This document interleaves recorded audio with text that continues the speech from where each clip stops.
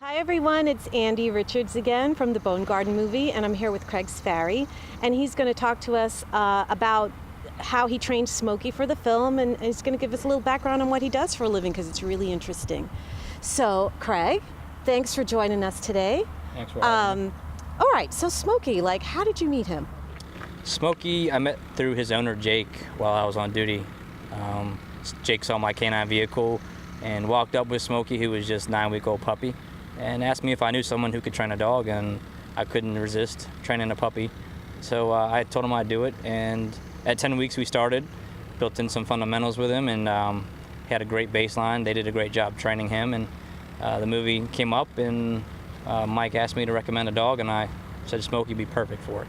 What exactly do you do for a living? I'm a police EOD canine handler for DC Metro, and been doing it for 3 years now. Wow. What's an EOD? EOD is explosive ordnance disposal, and bomb dog falls underneath that category. We're the ones that are called out when there's a bomb threat called anywhere in the city. We respond, and our dogs and us, it's a team effort. We clear buildings, metros, buses, monuments, Capitol buildings, and we're kind of the first line that comes in to, you got to find it to dispose it. Smokey's got a lot to do in the film. He's actually has a scene where he's limping. Yes. How are you going to do that? That's pretty much just the repetition of getting him to give you his paw and getting him to suspend his paw in the air for a few seconds at the beginning and rewarding him for it along the way. And as we go through that process, it's called successive approximation. It's starting off small and building up to what you want. So we start with just him sitting and giving you his paw, and that's a reward. And then we have him sit, give you his paw, and have him hold his paw for a split second, and then give him a reward. And then we build up to where he's holding that paw for a little bit longer, and then we reward him, and then we try to do the same thing but with him standing. And once he has that under his belt, then we can get him to stand, hold his paw, and then entice him forward with maybe a treat or just good praise as he holds it up. And just muscle memory takes over after repetition and repetition, and before you know it, you tell him to limp, and he just takes a step forward with his paw in the air.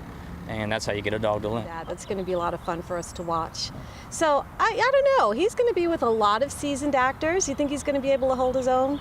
He is definitely a spotlight hog. He likes to be the center of attention. If you're not giving it to him, he'll ask you why, by walking up and licking you, getting in your way, kind of saying, hey, I'm here, pay attention to me. So he might steal some limelight, but it's well deserved. He's a good dog.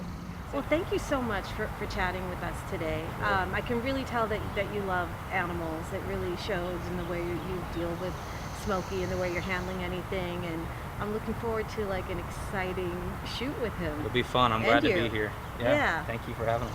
Thank you so much. Sure.